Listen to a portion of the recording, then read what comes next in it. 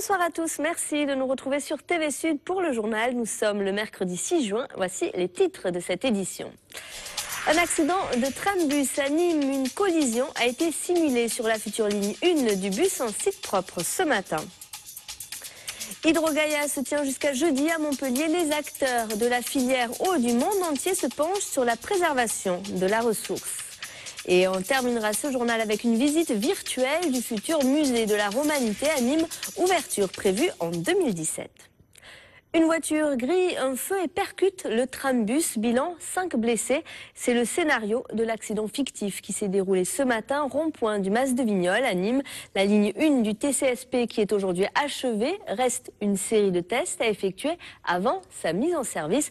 Reportage Raphaël Baudouin et Alain Belon.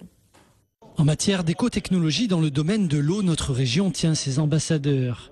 Les besoins en traitement d'eau dans le monde sont énormes. 1,2 milliard personnes ne disposent pas d'eau potable. Voilà, donc dans quelques instants, le reportage sur l'accident virtuel, l'accident simulé du trambus ce matin à Nîmes. Un reportage que nous verrons dans quelques instants. Politique à présent avec le premier tour des élections législatives. C'est dimanche, il ne reste donc plus que quelques jours aux candidats pour convaincre. Hier soir, c'est le candidat du parti radical valloisin, Jacques Bourbousson, qui battait le rappel lors d'un meeting. Une centaine de militants sont venus soutenir le maire de Beaucaire en son fief. Il sera notamment opposé au centriste Yvan Lachaud, investi par l'UMP, mais compte sur son bilan de maire pour l'emporter. On l'écoute au micro de Jonathan Mas et Elsa Gonzalez. Je n'ai pas besoin d'avoir la référence de la gauche, de la droite, de M. Lachaud. Moi, j'ai une ligne de conduite et je la suis. Je ne vais pas d'un côté, puis au milieu, puis un peu à droite, puis un peu ci pour être élu. Je fais confiance aux personnes qui vont voter. Je leur propose quelque chose. Et je leur ai fait voir ce qu'on pouvait faire dans une ville ou une intercommunalité comme nous l'avons. Donc moi, j'ai un bilan. Et ce bilan-là, je le défends. Et les gens le verront. Et puis s'ils adhèrent à ce bilan, ben, ils voteront. Et les autres candidats sur cette première circonscription du Gard sont Isabelle Leclerc pour Lutte ouvrière, Lisiane Coyer-Matillon du Trèfle, Anna Lirol pour le Parti occitan, Guy Dejean pour l'NPA. L'Alliance royale est représentée par Catherine André, le Front de gauche par Sylvette Fayet, le Mouvement républicain et citoyen par Fatima Ragalassi, Debout la République par Jacques Armando et le Parti de la France par Robert Ponge. Sont également candidats sur cette circonscription François Dumas pour le PS, Julien Sanchez pour le Front National, l'écologiste Dominique Grossetête et Michel Abanez pour l'Alliance écologiste indépendante. Et pour influer justement sur l'action de futurs députés, un collectif d'associations a décidé d'agir dès à présent. Oxfam, le Secours catholique et CCFD Terre solidaire ont demandé aux candidats de s'engager sur des thèmes comme la lutte contre l'évasion fiscale, la garantie du droit au logement ou encore l'intégration sociale des jeunes. Une action menée sur une grande partie de l'Hérault notamment. Écoutez. Le but de cette campagne de plaidoyer, c'est d'interpeller les candidats aux élections législatives dans 8 des 9 circonscriptions de l'Hérault sur un certain nombre de propositions pour plus de solidarité en France, en Europe et dans le monde. Nous avons à ce jour 14 réponses qui sont des lettres d'engagement, donc des lettres d'engagement sur 9 points. 4 portés par le CCFD Terre solidaire, 4 par le Secours catholique et 1 par Oxfam. Il s'agit à chaque fois de s'engager pour le candidat, s'il est élu bien évidemment, à soutenir telle ou telle de ces propositions pour faire avancer la loi sur justement ces différents thèmes. Et je vous le disais en titre, un accident fictif s'est déroulé ce matin à Nîmes, rond-point du Mas de Vignoles, entre un trambus et une voiture. On voit tout de suite le reportage sur cet exercice réalisé par Raphaël Baudouin et Alain Belon. Les secours arrivent sur le lieu de l'accident. Au total, 5 blessés sont à déplorer, dont 3 graves. S'il ne s'agit que d'une simulation, toutes les conditions du réel sont rassemblées. Les trambus de l'agglomération Tango Plus sont sur le point d'être mis en circulation et réglementation oblige, il faut effectuer une simulation d'accident. C'est un exercice obligatoire avant le lancement de la ligne TCSP. Et le principe, c'est de tester la coordination interservices entre le SAMU, la police, le TCN et les sapeurs-pompiers. Au niveau de la particularité de cet exercice, effectivement, c'est le nombre de passagers qu'il peut y avoir dans le bus. c'est je dirais le bus qui n'est pas un bus conventionnel, même si il s'en rapproche, c'est pas quand même un bus conventionnel, donc il y a cette particularité. L'autre particularité, c'est l'endroit, le flux de circulation auquel nous sommes mêlés et la problématique de la circulation que ça entraînerait, quoi. Constat et Tilotest, toutes les étapes de l'intervention sont respectées et pendant plus de 3 heures, les secours s'évertuent à sauver les blessés. 2 passagers sont à prendre en charge dans le bus et 3 personnes gisent dans la voiture. Il faut intervenir rapidement et attention, tout est noté. On est en temps réel, vous avez pu constater que dès l'instant qu'il y a eu percussion, le chauffeur a averti son PC et à partir de là, chaque intervenant a été chronométré et la procédure enregistrée.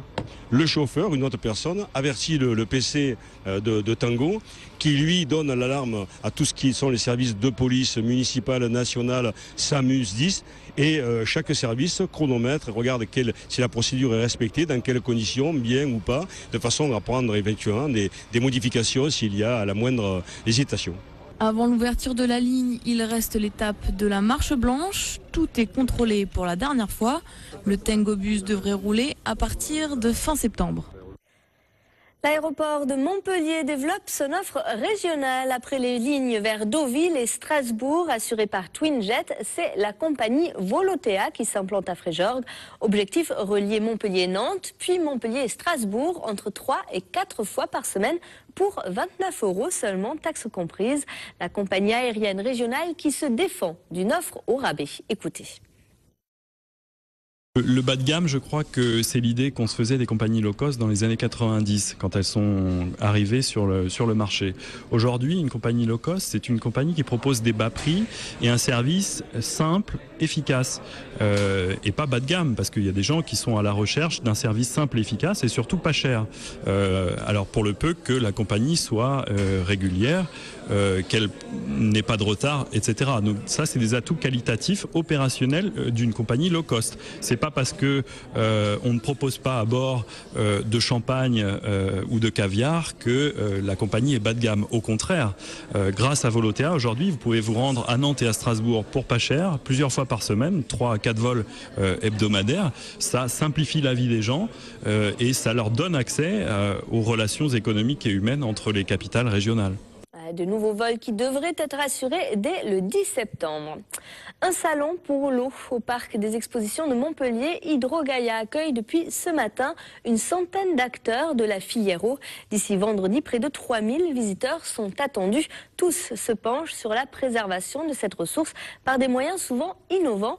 2 exemples d'initiatives locales avec Olivier Brachard. En matière d'écotechnologie dans le domaine de l'eau, notre région tient ses ambassadeurs. Les besoins en traitement d'eau dans le monde sont énormes. 1,2 milliard personnes ne disposent pas d'eau potable. Cette entreprise, située à Lunel, utilise une technologie s'appuyant sur les ultraviolets pour désinfecter l'eau. Une technologie applicable à l'eau potable, mais aussi au recyclage. Cette représentante du Gabon fait partie de la délégation internationale invitée au salon. Dans son pays, il pleut 8 mois sur 12. Au départ, c'était un secteur qui était un peu laissé pour compte, mais à cause de la pénurie d'eau, des problèmes d'inondation, on est de plus en plus confronté à la résorption de ces problèmes. Donc on y consacre effectivement de plus en plus un budget conséquent. Autre technologie, le photovoltaïque, qui offre une solution de pompage de l'eau en site isolé. Dans les zones désertiques d'Afrique, plusieurs villages sont désormais approvisionnés grâce à ce système. Il est possible de pomper jusqu'à 300 000 litres d'eau par jour, par faible profondeur, grâce à l'énergie du soleil. Cette société est basée à Vendargues, dans l'Hérault. Nous avons estimé une population alimentée par les systèmes solaires photovoltaïques en Afrique en particulier, à une population d'environ 500 000 personnes. Ça représente une grande quantité de programmes de pompes de taille différentes dans différents pays. Nous espérons doubler ce chiffre dans les 3 ans à venir. 6 600 mètres cubes de réserve d'eau par an et par habitant en 2010. En 15 ans, le monde a perdu plus de la moitié de ses réserves en eau. Aujourd'hui, la gestion de l'or bleu devient vitale et quelques entreprises de notre région l'ont bien compris. Remaniement au HBCN, à peine élu, Bertrand Roux limoge Manuela Hillier. Le nouveau président du club de handball féminin de Nîmes a choisi de se séparer de l'entraîneur alors qu'il lui restait encore 1 an de contrat.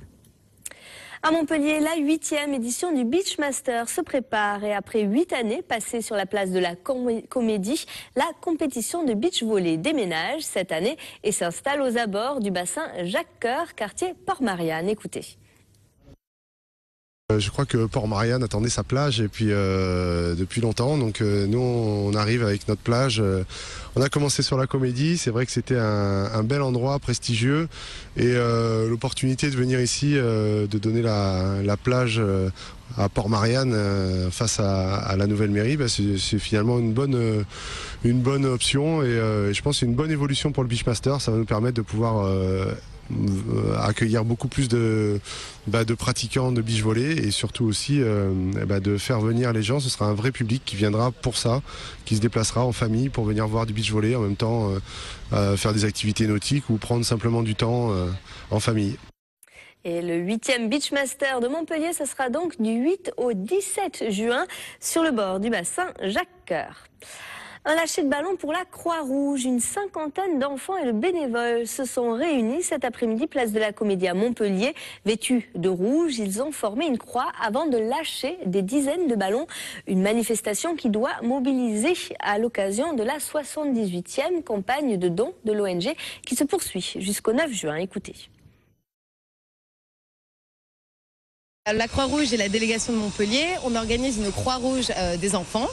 Donc on a prévenu les écoles, les centres aérés de venir habiller tout vêtus de rouge pour former en fait une grande Croix-Rouge humaine et enfin lâcher des ballons dans le ciel, des ballons Croix-Rouge que j'ai autour de moi. À quoi doit ressembler le futur musée de la Romanité? Et depuis le 1er juin, le projet architectural du couple Ports-en-Parc est à voir au Carré d'Art de Nîmes. Un bâtiment qui privilégie transparence et lignes aériennes et qui fera face aux arènes. Première visite guidée avec Olivier Michel. Transparence et légèreté, telles seront les caractéristiques architecturales du futur musée de la Romanité. Sur les 10 000 m² de l'île aux Grilles, Elisabeth Ports-en-Parc a ainsi imaginé un dialogue entre deux architectures séparées par 20 siècles d'histoire. Je pense que l'histoire de l'architecture, c'est aussi l'histoire de l'allègement, de la recherche de légèreté. Donc j'ai voulu que le musée exprime cette idée de légèreté, de lévitation, pour s'opposer aux arcs qui sont ancrés au sol. Ces arcs verticaux ancrés au sol, pour moi, ils symbolisent l'architecture d'il y a 20 siècles et la lévitation, les lignes horizontales qui flottent, pour moi, c'était le symbole de l'architecture contemporaine. Sur ces 10 000 m², le musée comprendra un jardin archéologique et 3 500 m² seront réservés à l'exposition.